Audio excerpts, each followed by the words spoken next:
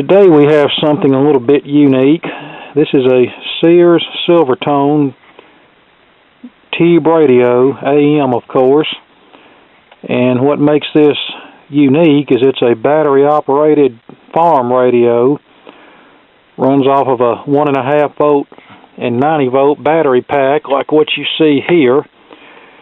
Of course this one's dead, but this was inside of an old radio that I recently repaired for someone and they didn't want the battery back, so okay, thanks.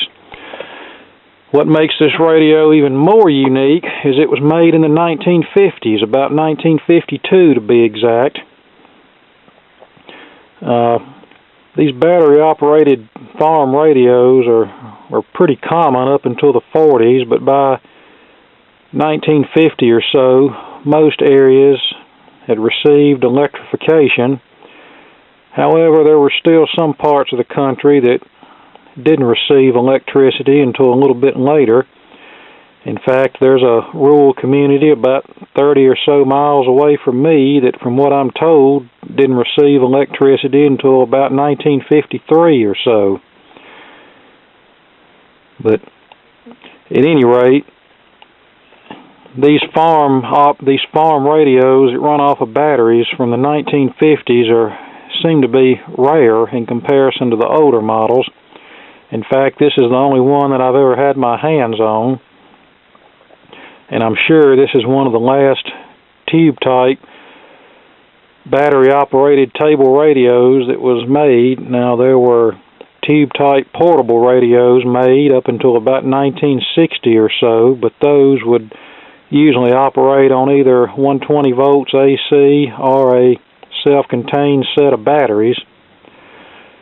And another reason why I feel like this was one of the last battery-operated table radios is because about 2 years after this set was made, the first transistor radios were produced, and it didn't take long before the solid-state transistor radios started blowing the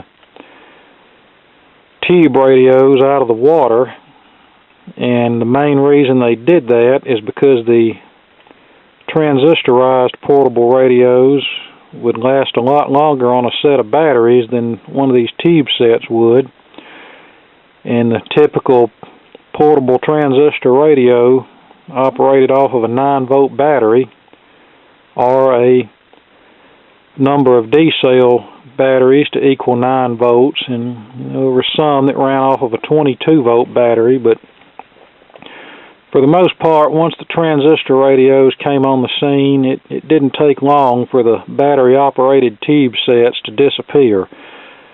Okay, enough babbling about that. Let's see if we can get this radio to work. I've already connected it to the battery eliminator, and it's stone cold dead, so and generally these battery sets are usually pretty simple to work on, so, unless some idiot got the polarity crossed up and blew the tube filaments, we should be okay. Okay, here's the chassis, and judging by the model number prefix 528, this set was built by Warwick Electronics, which supplied a good bit of the electronics to Sears. Okay, this set, circuit-wise, is similar to the older sets, but features the newer miniature tubes, 1R5, 1U4, 1U5, and 3V4, if I'm not mistaken. And it has the miniature IF transformers that are prone to the silver mica disease. The older radios usually had the octal-based tubes and the larger IF transformers. Okay, this set is easy to remove from the cabinet. You just remove the knobs, remove 3 bolts from the underside of the case, and the whole shebang just slides out, speaker and all. Here's the underside of the chassis. As you can see, there's not much to this. Okay, since the set is totally dead, I'm going to check a few things first. First thing I'm going to do is check the continuity of the power switch. This is a dual switch here, one side for the filament, one side for the B+ voltage. And if any one of these sections are non-functional, then that will obviously kill the radio. I hope the switch is not bad. I'd hate to have to round one up somewhere. Okay, the switch is good and all the tube filaments check good, so we're on a roll here. Now we'll connect the power supply and check some voltages and see what the trouble is. Now I will point out one thing that I don't like, and I'm probably going to do something about it. Notice this external antenna lead here. These sets didn't have built-in loop antennas since they were typically used in rural areas that were likely a good ways away from a radio station. Most customers who had these sets had them connected to an outside antenna. But notice how the external antenna lead is soldered directly to the antenna coil. There's no kind of strain relief or anything here. And I don't really like that because, A, these coils are very fragile. It doesn't take much to break them.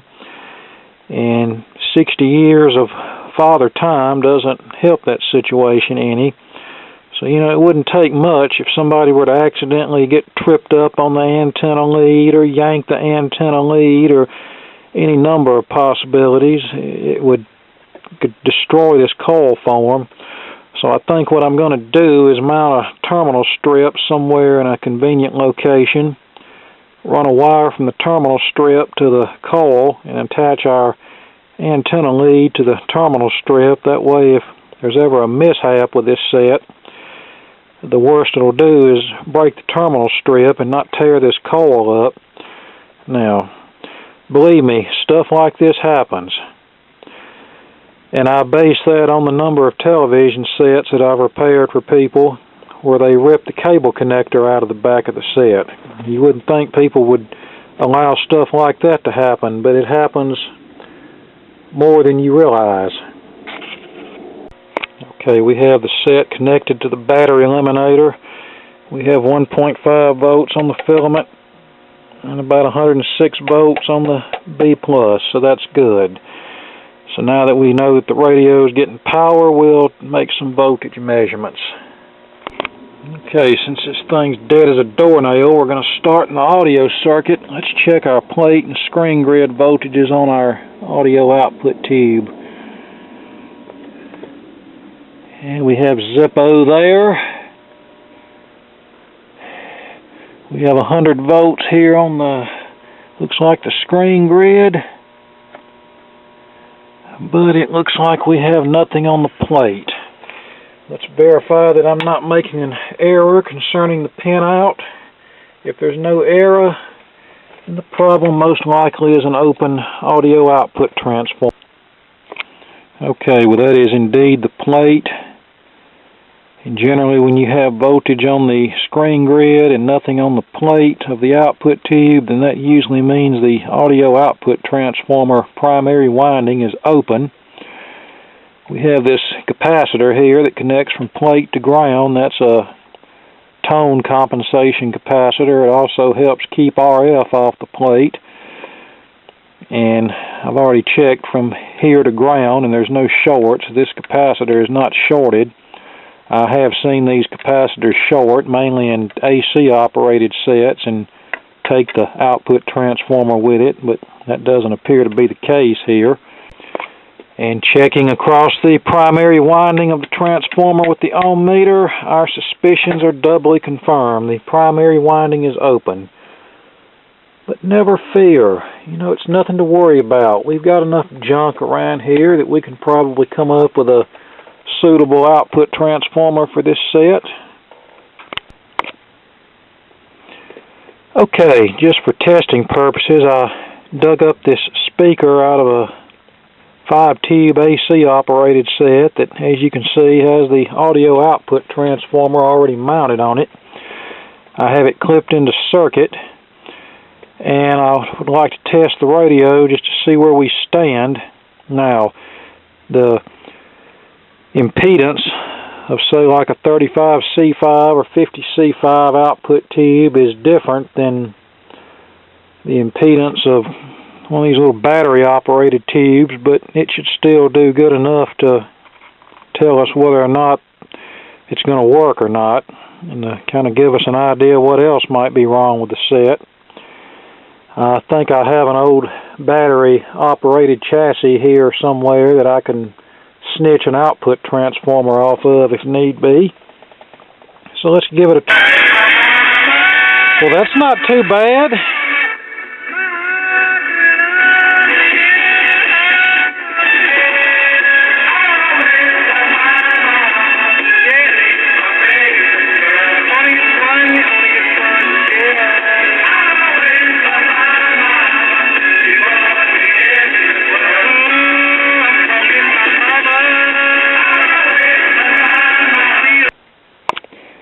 Okay, here's an old chassis out of an RCA farm radio from about 1939.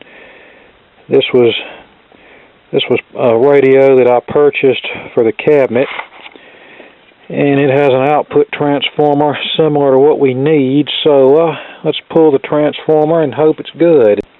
And fortunately, this transformer appears to be good. We have continuity across the primary winding and the secondary winding. Well, we might have gotten lucky. Went to unsolder the old output transformer, and the B-plus lead, the red one, it basically just broke off. I don't even think it was soldered very well. And I stripped the wires back, took a resistance measurement, reading 450 ohms. So I think this is just a case of poor connections. I'm going to clean these wires up a little bit better and resolder them, and that makes me happy. Anytime I don't have to do a major cut and paste job, so to speak, I'm happy. The problems that we face going forward. Hey, well, that sounds a lot better. State of the Union trip to a red state. And this dial string is leave the world behind. And there is something about an industry-leading unlimited...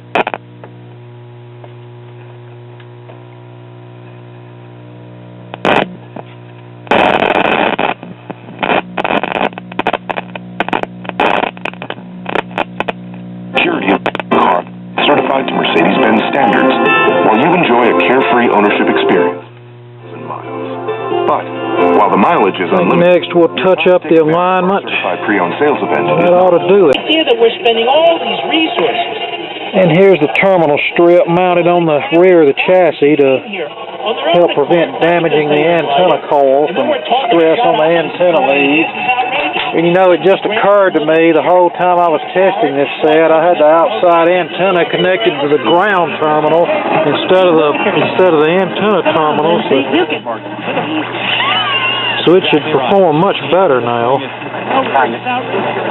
raining all over the world. How many times I've wondered. Plan Servicios Internacionales Extra. Oferta y cobertura no disponibles en todas partes. You're on the air.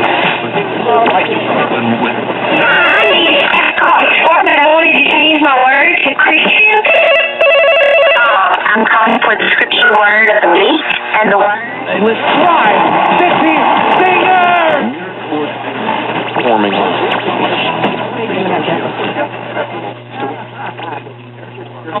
Stop it.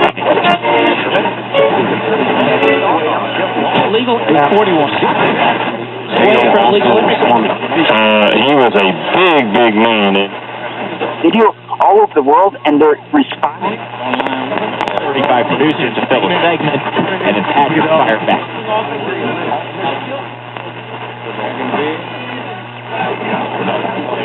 Believer?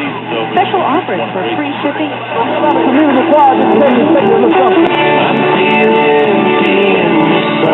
There's WSM. Not bad since it's not even dark outside yet.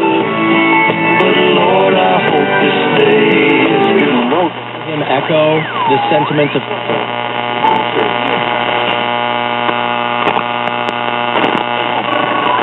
And we're going to go after him with every...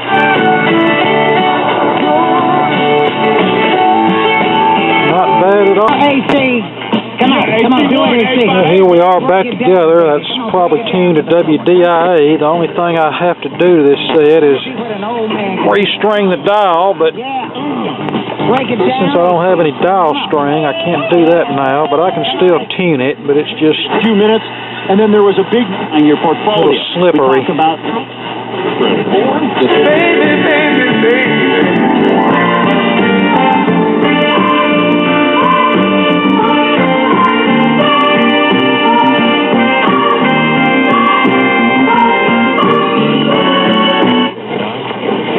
The CDC just out with new stats, but the rate of deaths is lower and slightly fewer states. Look at me now! Heavy on his shoulder. The Federal Reserve Bank.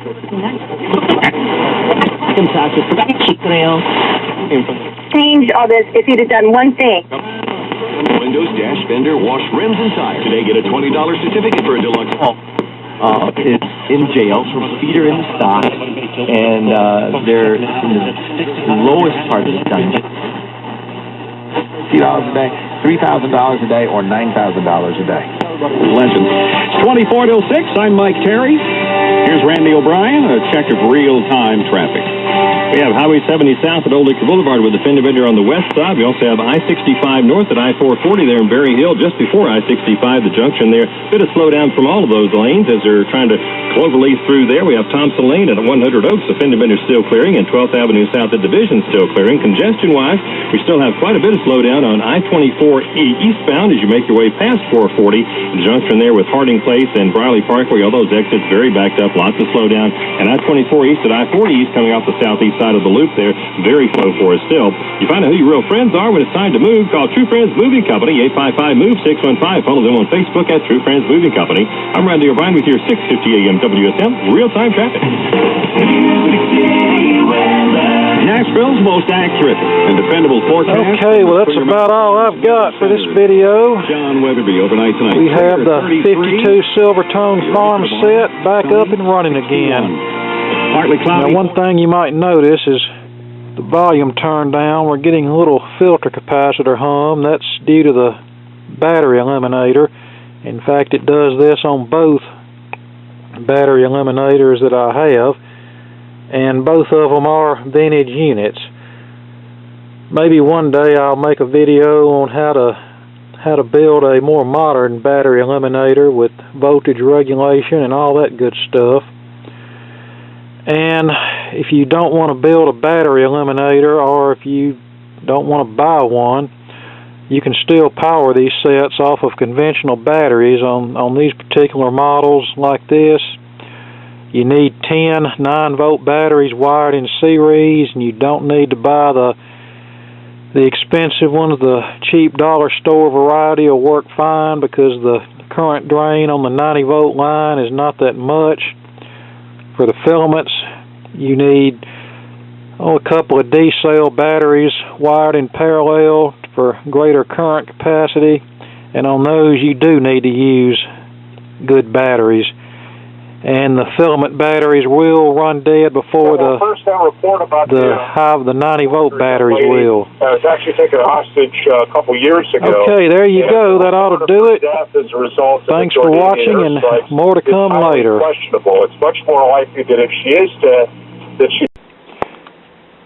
Here's an Arvin Model 640T. This is a 4-tube Midget radio from around 1954.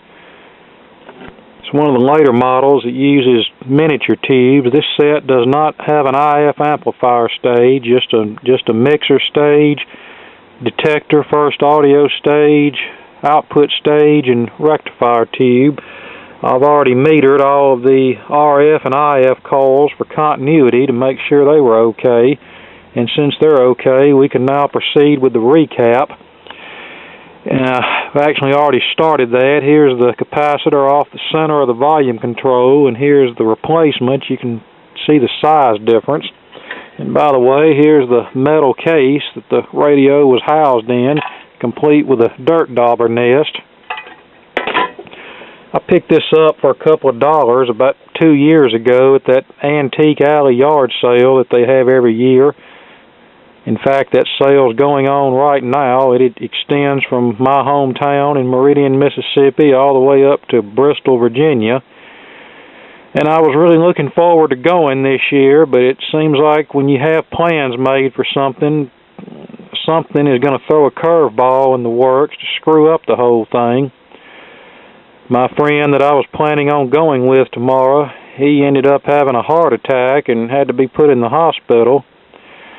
I'm just thankful to God that he was able to make it to the hospital before something really bad happened, and hope for a speedy recovery. He was having chest pains last weekend and ignored it, despite everybody telling him he needed to go to the emergency room. I think it hit him big time Thursday. So that's just a lesson for all of us. If we start feeling funny or anything that we might think is a heart attack, better to go have it checked out and be told that it's something else than not have it checked out and the big one really hit you and take you out of here. So it doesn't look like I'm going to be going to the antique alley sale this year, but it's more important that my friend recovers. But anyway, on to the recap of this radio. Since all the calls appear to be good, I think this will be just a routine restoration, or at least I hope so. I don't know, it seems like some of the sets that I think will be routine are the ones that turn into be a real dog, but hopefully that won't be the case here. We now have all the capacitors replaced, along with the power cord and a new antenna, and I found a 12BE6 tube to replace the missing one here, but there's one thing we need to address before we power this up. My keen sense of hearing tells me that we have capacitor plates rubbing together on the tuning condenser, and that will need to be corrected. The way we do that is usually run a heavy piece of paper or cardboard or whatever in between each plate and try to straighten out the plates that way. It can be very tedious and time-consuming, but that's about the only way I know to do this. Well, I found the bent plate. Fortunately, it was this one here on the very end, just bent slightly over enough to where it was touching. And then I discovered another first in my 20-something years of doing this. I performed a continuity check across the AC line to see if the filament string had continuity, and there was none. So I said, well, either the switch is bad or we have an open tube filament. Well, the switch was okay, and we had not one open tube filament, we had 3 open tube filaments. Now remember, this 12BE6 was originally missing, and these other 3 tubes, the 12AV6, the 50C5, and the 35W4, each and every one of them had an open filament. Now I don't know what might have caused that. Maybe this radio got struck by lightning, or somebody plugged it into 240 volts. Yes, I have known of that to happen before, but that's a story for another day. I didn't do it though, by the way. But anyway, we now have continuity across our AC power cord, which tells us our filament circuit's good, so we are going to plug it into the Variac and run the smoke test on it. Well, we're back in business, almost. Now, it appears the volume control is bad. I actually have it all the way down and not a whole lot of change across its rotation. I'm going to have to try to find another volume control.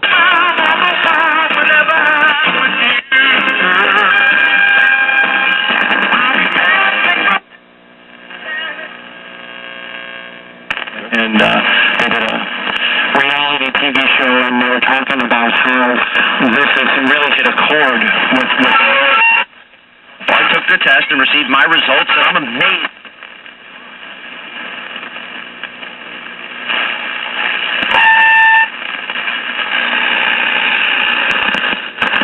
Okay, so now we'll look into the volume control issue. Well, it looks like the original volume control was defective.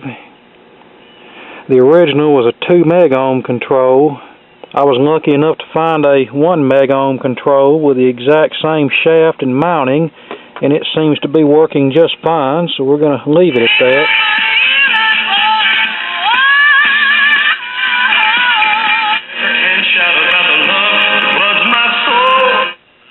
You can detect a little audio with it all the way down, but not enough to really matter.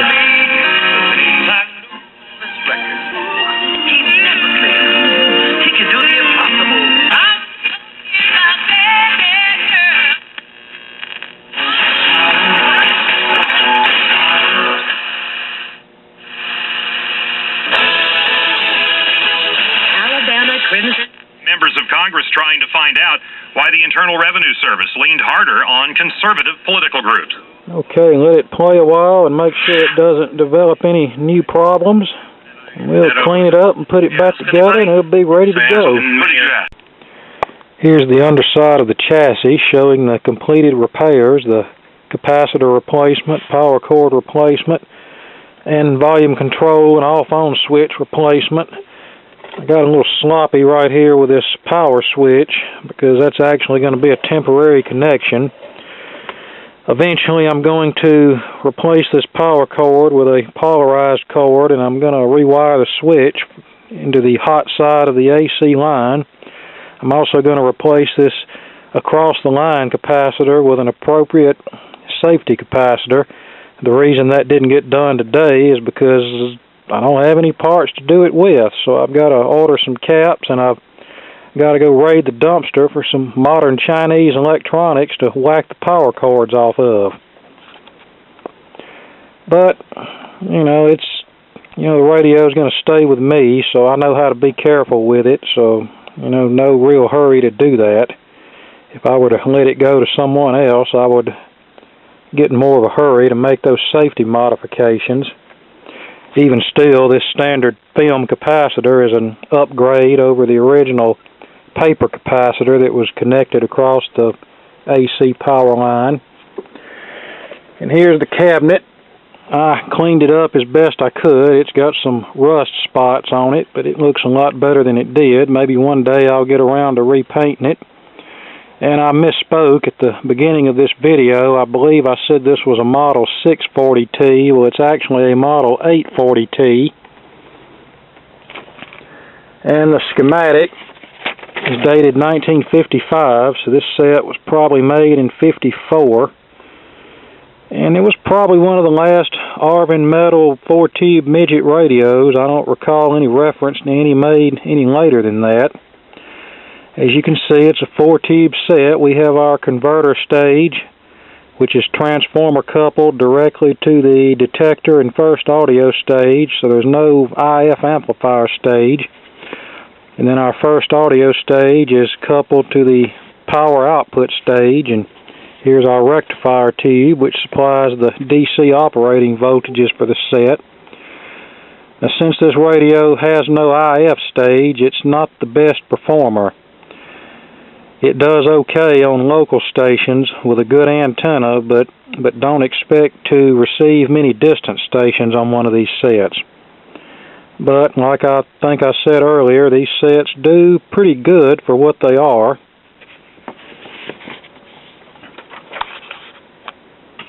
And I've did a little minor cleanup on the top side of the chassis, nothing major, but it looks a lot better than it did.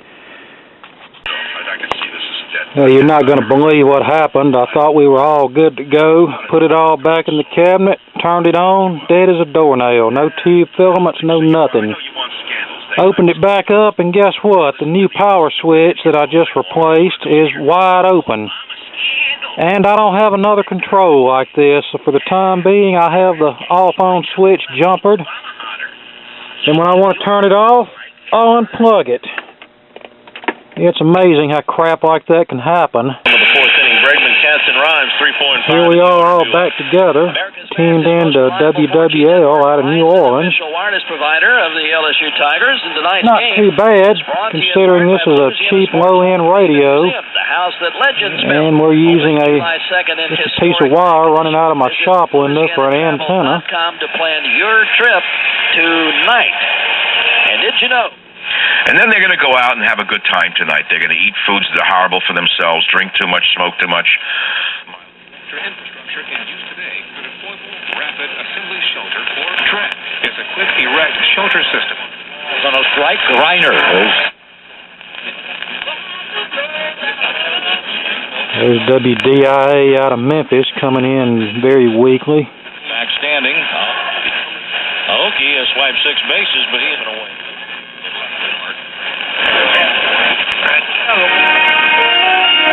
In my eyes, I see no. Now I've been set free, so I'll lift my voice.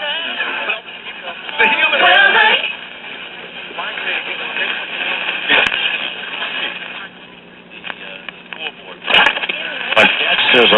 Zinc, alfalfa. Been the 2-0 and is high, 3 balls and no strikes. You know, there is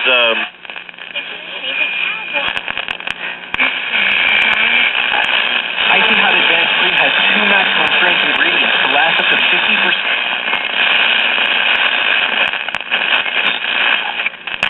2013 socialism, according to Craig Smith, trusted friend and author of The Great Debasement. Well, what happened? Citizens of the tiny Mediterranean island of Cyprus in the world lost trust in their banks. Some will lose 60% or more of their life savings. The European bank rate in Cyprus reveals that social democratic... And there you go, my 1954 Arvin 4-tube metal midget tube radio. All repaired and ready to go. All I have to do is fix the off-on switch, but yeah, new set of capacitors, a volume control, a new set of tubes, and we're good to go. Okay, thanks for watching, and more to come later.